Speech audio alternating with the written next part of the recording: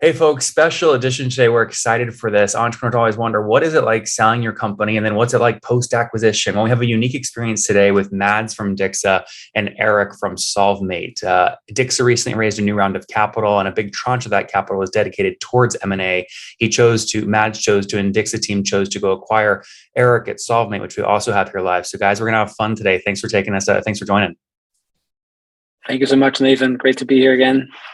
So Mads, let's work backwards, and Eric will then loop in SolveMate as we work backwards. Mads, you needed to obviously fund this acquisition, and I think last time we spoke, in terms of focus, you were really focused on call center support desk and tickets. Give us an updated view of Dix's product today for folks that are not familiar with the website. Yeah, definitely.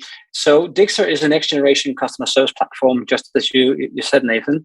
And of course, we have been changing the way customer service works in brands, typically consumer brands, but also B2B the last 2 years. And we are disrupting the way you do it on a typical ticketing basis. We are doing it in a conversational way in what we call customer friendship. So all the conversations across all channels, we are equally strong at all channels: phone, email, live chat, messaging, Facebook Messenger, WhatsApp, and the list continues.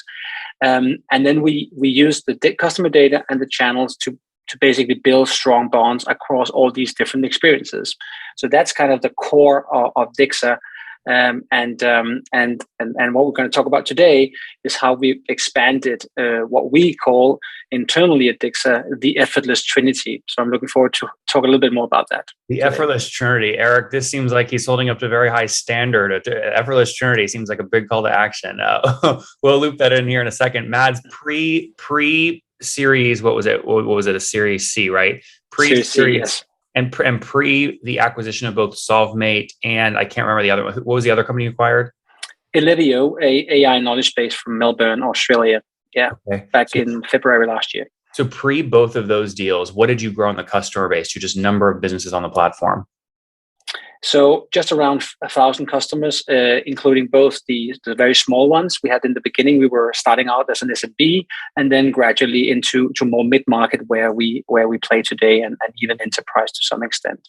And then let's sort of reverse engineer, right? So to fund these deals, you raised a Series C. How much was that for? It was $105 million Series C led by General Atlantic, but also with all the existing investors chipping in on their pro rata and more. So a significant round for us. And also with General Atlantic being a partner that is used to, of course, hyper organic growth, but also sometimes with an M&A agenda. Yeah. So split the 105 million down for me. How much was earmarked for M&A? So no specific amount was actually earmarked for M&A because General Atlantic and existing investors actually are able to allocate extra funds to projects like the one we've been through, the double acquisition here and the acquisition of SolveMate specifically.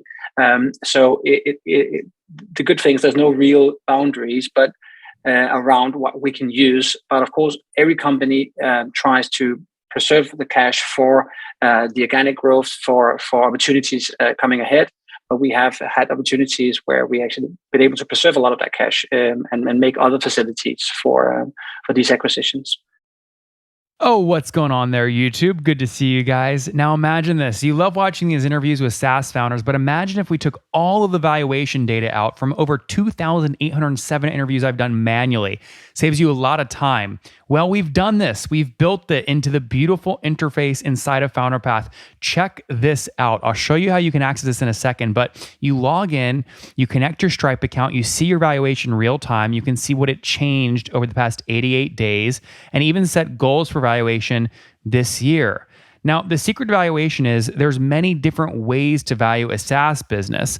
So the reason you're going to see 3 or 4 different valuations inside of your FounderPath dashboard, this is all free by the way, is because depending on who's doing the buying of your SaaS company, you're going to get a different valuation.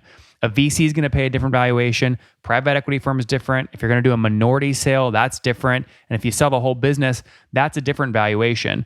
You can see all those when I hover over here. right? So the teal is what a VC would pay, yellow is what private equity, and red is if you sold the whole thing outright. Now, what's cool about this is not built off random data. Again, you guys hear these interviews on YouTube. All these data are built from real-time valuation data points founders share with us on the show. So traction, 1.2 million, seed round, 3.7 raised. They sold 22% of their business. Go in here and filter by the event. Maybe you only want to see companies that have sold the whole business. Well, here are a bunch that have been acquired, the valuation and the multiple. Maybe you're going out right now and you're raising your seed round. Well, go in here and look at all this recent seed deals that went down, what they raised, what valuation they raised at, and what percent that they sold.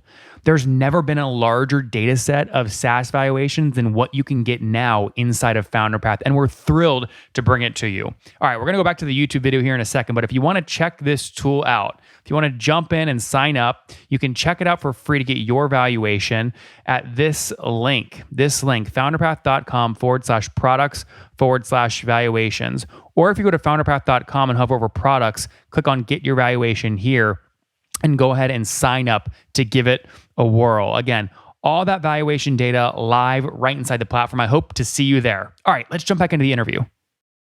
So I guess the only other place that 105 million could have gone if it didn't go to the balance sheet was, you've been around since 2016. So you have early employees, obviously, that are going, Mads, when do we get some liquidity here? We believe in the vision, but we want to go buy a house. Can we get some liquidity? Did any of this go to secondary? Yes, a small amount went to secondaries for, as you just said, founders, some founders, early employees, some very the first business angels taking a little bit out for house or apartment or for savings. And so, what's a little? Would under 10% of the round, fair to say? Yes, that's fair to say. Okay, now let's loop in product strategy, M&A strategy. So when did you first realize, you know what, M&A is a strategy we want to use to grow? And then how did you go about finding companies like Eric and Solve? And I imagine you looked at a lot of them. Eric's obviously closed, but what was the process like? Yeah, so first of all, the first part of this strategy actually started 1.5 years ago, a little bit more, discussing it with our existing board and investors and in the management teams. So we know that we had some really, really strong partners in the ecosystem. So our approach is a kind of a luxury approach because we know the companies very well. Of course, we have several partners within knowledge base, several partners within chatbot automation, and so on and so forth. We quite early realized that we have to invest a lot into the core of our platform, routing, automations on the conversation side. However, there is some really, really core tech and talent, plus a go-to-market angle. We always have to remember, which is difficult in an ecosystem, that we probably would able to be able to build ourselves at some point, maybe. But it's a big maybe. It's a lot of risk. There's a lot of talent and leadership that we would have to organically drive. And time to market, disrupting one of the largest software industries in the world, like the customer service industry. It's a 300 billion if you include CRM and some MarTech. You have to move very, very fast. And you have to get the best on board, both from a people and a product, and hopefully one day a profit side. So with Alevio, that was actually the first. That was the first corner of our effortless trinity, the triangle, so to speak, where we added knowledge and data into the play. We've collected a lot of data. We want to help agents, end customers in real time. We haven't been able to do that ourselves, but then we got Alevio on board. We started the journey in our own effortless trinity to make customer service effortless for customers and consumers, agents and admins. And of course, one of the very, very big and important next steps in that is the automation chatbot intelligence piece of that trinity. So it's actually not an opportunistic approach. It's been there for a long time. Of course, we had to have the funds and the backing to make such a big move for a company of, at that point, 200 employees or so. And so you were 200 employees, Mads, then, and about how much revenue? I mean, you were north of what, 10, 11, 12, 13 in ARR, something like that? No, we're north of 15. So, yeah. At that point, north of 1.5 at that point? What the point with funding or when we acquired the first company? When you closed the Series C, you had about 15 million in ARR? No, that was around the 10, 11 as you mentioned okay. there. Correct. Yes. But today you've grown post acquisitions to 15. Yes, and more. So between rapidly. the next level is between 15 and 20. Then you can get fair. some numbers there, right? No, so we're growing rapidly, yes, but we're also using the right amount of time for integrations, especially on the people side and the product side. Mm-hmm. And that will maybe for a quarter or two take a little bit momentum out of your hyper growth, but it's very, very big investment for us as a product-led company. So let's go over to Eric here real quick, Mads. So Eric, Mads talks about talent, saving time, getting to market faster, go to market arbitrage. What was sort of, I guess let's just start with team size. How many folks were on SolveMate before you started talking to Mads? 35.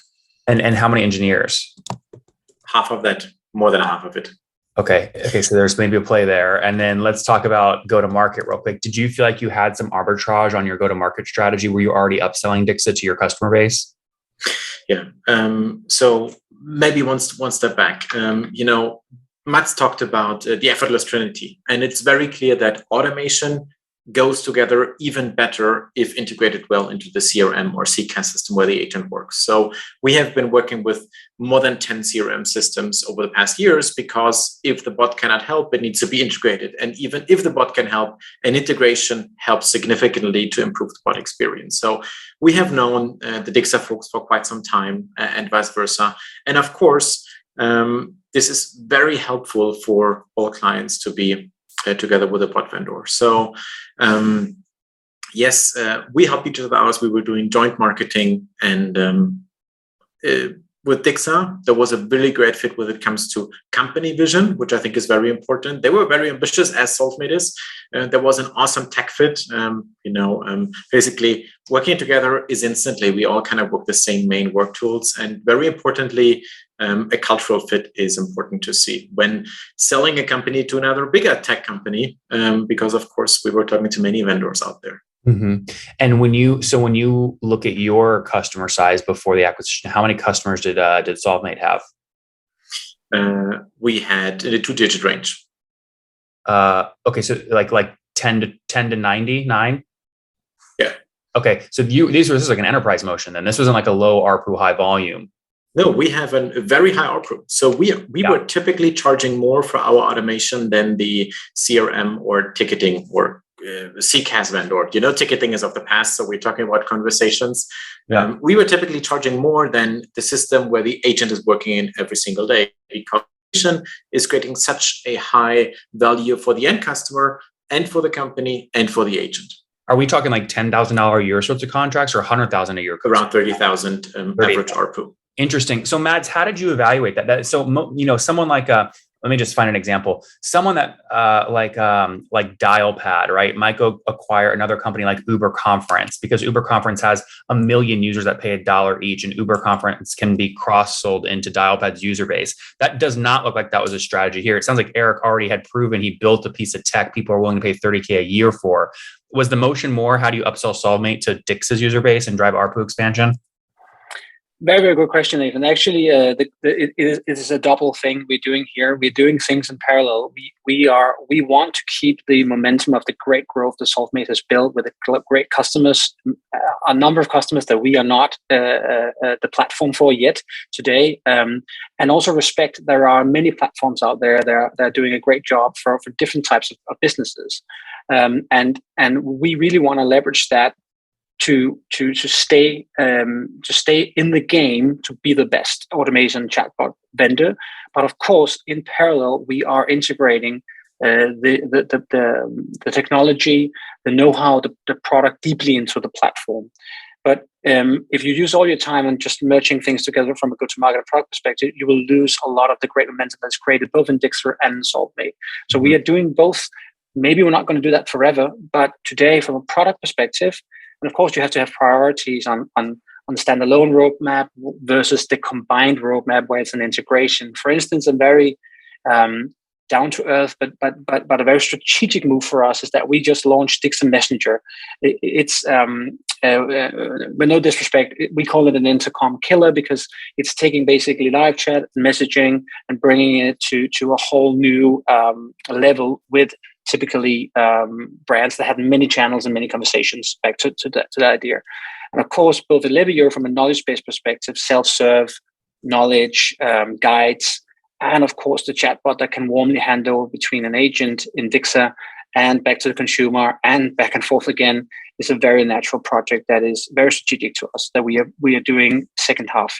So that's coming already as a big outcome of the integration between Dixa and SolveMate. Now, Eric, and on the go-to-market side, we will probably stay in dual mode for the foreseeable future. Eric, when you were going into this deal, preserving optionality for founders is something I'm a big fan of. For every one Dixa that's raising a lot of capital going for the moon, there's 1,000 we never read about where the founder's doing 2, 3, 4 million in revenue, slow growth, but profitable, living a great life, right? Had you preserved your optionality up to that point, or had you raised a bunch of VC? We've raised, I would say, we were pre-Series A, so we've raised a few million of professional seed capital. Okay. And the alternative to being acquired would have been to raise a 8-digit Series A round and to grow the product organically. Yep. And it's always a question in German, there is a saying called the dove on the roof or the sparrow in the hand. And I think as a founder, you should have the product and the company in mind. And the company is just on a very big acceleration when joining forces with Dixa and making our awesome product available to significantly more clients over time. So from a company perspective, there's a very good fit. And from a professional investment perspective, that's always a question of, do you want to sell early or go on building for a few more years? That's a purely financial investor decision, which my investors needed to take. Yep. Now, Mads, in your announcement on the website, you articulated you spent, I believe, 43 million it was for both SolveMate and Muros. What was the breakdown there? Can you share how much of that was SolveMate versus Muros? Unfortunately, we cannot. That's confidential information. So if I get you both to agree to it, we can share. No. Now I think it was decided to not share the breakdown. Yeah, and we have this, and now we have the same board and investors. So yeah. Well, I guess let me. I can still ask some sort of a question thread here without having the exact amount, right? So obviously, with deals like this, Eric, if you believe in the growth of Dixa, you want Dixa stock, but you've also been building SolveMate for many years. You'd love to also cash out as well. So how did you guys negotiate the total deal price and what, there's a big difference between the deal value and the deal terms, cash up front, earn out, consulting fees and kickbacks. Eric gets on the side for sticking around, building the handcuffs, all that stuff. How did you guys negotiate that? I think they both want to answer at the same time. We should get Eric first. Yeah, probably. I think Dixa is very experienced in doing M&A, and not only because the chief revenue officer has been doing this for a living before, but they were very smart in, of course, having a cash portion, having a stock option. There is vesting. And I think the most important thing, you shouldn't talk about cash and shares. You should think about creating a joint vision and motivating the company. So if there is fit between the companies, you want to stay and you want to build something awesome. Mm-hmm. Again, you, Eric, obviously have employees too that maybe had equity early on. I imagine if you were doing raises, investors required a ESOP pool, 5, 10%, whatever. You also have to manage their psyche around cash today versus, future earnout and selling them on Dixa stock, right? So is this something, are you able to share maybe a ratio? Was 40% cash up front and 60% of whatever the deal value was in Dixa stock? Are you able to share that breakdown? Leaving that to Mats, if you want. Okay. Yeah, that's I think so fine. Elevio SolveMate is of course different. We respect the existing investors. Some investors want to join. Some investors want to go out of various reasons. So we have a very I would say balanced and holistic approach to this. But as a starting point, we want to balance them as 50-50 as possible, because we believe it's important for the future value that we are creating together. It's very important, of course, to empower and retain talent, and especially leaders and founders. So as Eric is talking about, this approach only works if we are aligning on the future vision. And if we're seeing, Jürgen and Eric, for instance, for SolveMate as my new co-founders, which they are, that's the approach we do. And we can do that because we are not 3,000 people. We are now 300 great Dixitarians, all of us coming from Dixa, Elevio, SolveMate, and Muros from the acquisition we did in France as well at the same time. I think that is equally important. But then, yes, we are in many ways on the same journey, and we are quite strict on that. So, of course, we had the luxury of knowing many companies in the ecosystem, and the one that we really wanted was also the one we joined forces with. But if for instance Eric and the investor said no, we only want cash, or we only want shares for that matter, then we would have a challenge, because that's also kind of the go-to M&A strategy we have from our board and investors, which is, we believe, is the right thing and very important. And as mentioned, Chief Revenue Officer Christian Lohmann and myself before have both sold our companies and acquired companies, and seen what can you do well here, and what have we really done bad, and our fair share of mistakes. So we've learned from that and then taken them into Dixa. And as you guys build customer value together, one way to measure how much value you're getting to customers is to look at your own valuation increase. Mads, you shared back when we had the SaaS stock interview, the 36 million Series B, I think it was in February 2020. You didn't give an exact number, but you said between $100 and $200 million valuation. Is it fair to say you sort of more than doubled that here on the Series C? Yeah, that's definitely fair to say that. More than doubled, yes. That's great. So more than 400 million? Yeah. Amazing. So this is interesting. So, we saw someone pursue a very aggressive strategy of M&A in Hopin, which is now sort of getting a lot of, Johnny's in the news maybe for the wrong reasons, but I would say he did a brilliant job at basically buying his way to $100 million of ARR. Mads, it sounds like you've got a board that understands M&A inside and out. You're a well-oiled machine to be able to do this. I mean, do you see a path to going out and raising another $250 million, $500 million, and effectively buying your way up to $100 million of ARR if it fits in this Trinity product strategy? That is not our strategy, actually. Our strategy is definitely going for the people and product. And if we get some growth momentum into a go-to-market engine, standalone or combined, and there is some ARR included, of course, that is great, but it's a positive side effect. At this point, we are acquiring companies for the people and the tech and the IP and the product that serves our big goal and vision of creating our own category, creating what we call value experience, and basically getting to not a valuation metric, but a value metric around customer friendship score. What is the Trinity, Mads? What are the 3 points on the triangle? So it's Illivio, and it's SolveMate, and it's Mirrors, and then the Dixa platform in the center. Oh, got it. I thought the Trinity was product. Okay, got it. You're talking about 3 companies and then Dixa, a hub and spoke model, effectively. Correct. So Illivio being the knowledge platform, SolveMate being the automation platform, Mirrors being the customer intelligence or the intelligence platform, and then Dixa being the experience platform in the center. That's nice. It's not a launched idea, but we're happy to share our we're very proud of that strategy, and we're seeing some great stuff coming out of it. Products coming out of that. When does a triangle turn into a square and a hexagon, and there's 8 or 9 other points around it? And maybe the best way to answer this is, how many term sheets do you have out right now with other founders, or you're looking to buy? That is confidential, but I think it's safe to say that we don't. And I'm looking at Eric, because Eric is taking care of this area with me and the leadership, and Christian, our CRO.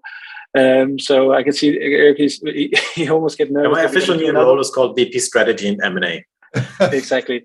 I mean, what did the pipeline look like? I mean, without saying how many terms can you give me some? I mean, are you actively talking to 30 companies right now, 5 companies, 100? How do you manage M&A pipeline?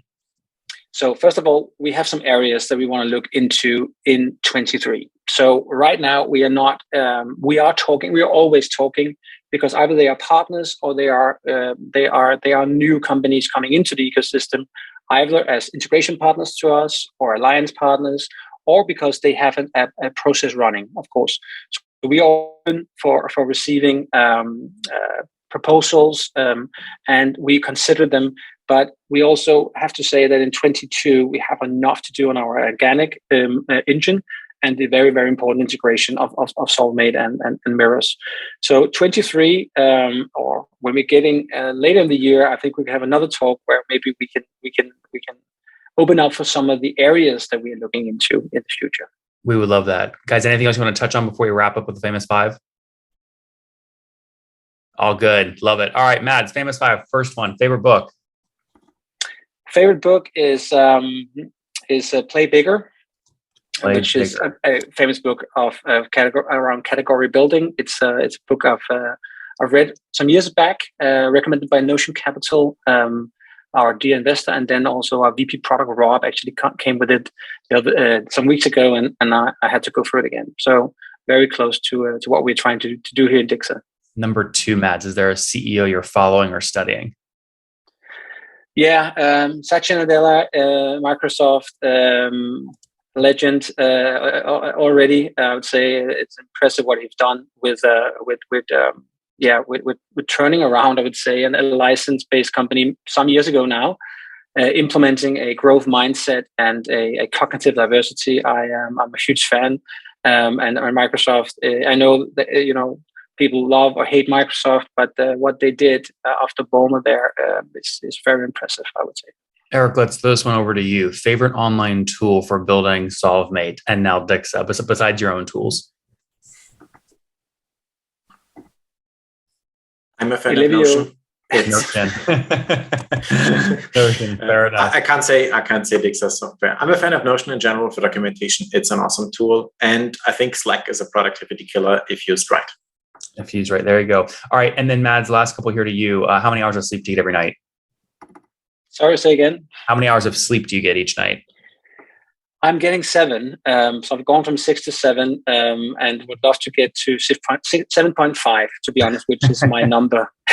And what's your situation today, Mads? Married, single, kids?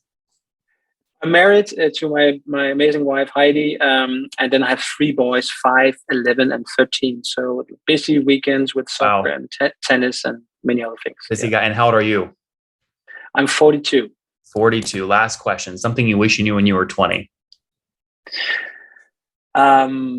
Yes, that's a great question. I wish that I knew how long it took to actually build a global scale up and startup, because then I would have started earlier. Guys, there you go. Start earlier, guys. There you have it. Dixa.com launched in 2015. 2016, they really got going. 2017, they start scaling and selling. In 2018, they broke their first $1 million in revenue, broke $7 million in 2020, did $11 million last year when they raised their $105 million Series C and started pursuing and closing 2 new acquisitions in Eric at SolveMate. Eric was working with already 10 to call it 100 enterprise customers, paying an average $30,000 ACVs, now part of the Dixa family as they scale up between 15 and $20 million of revenue this year and work on integrating these 2 new acquired companies, the team, the IP, the customers, all of it as they build what they call this Trinity. Mads, Eric, thanks for taking us to the top. Thank you. Thank you so much, Maven.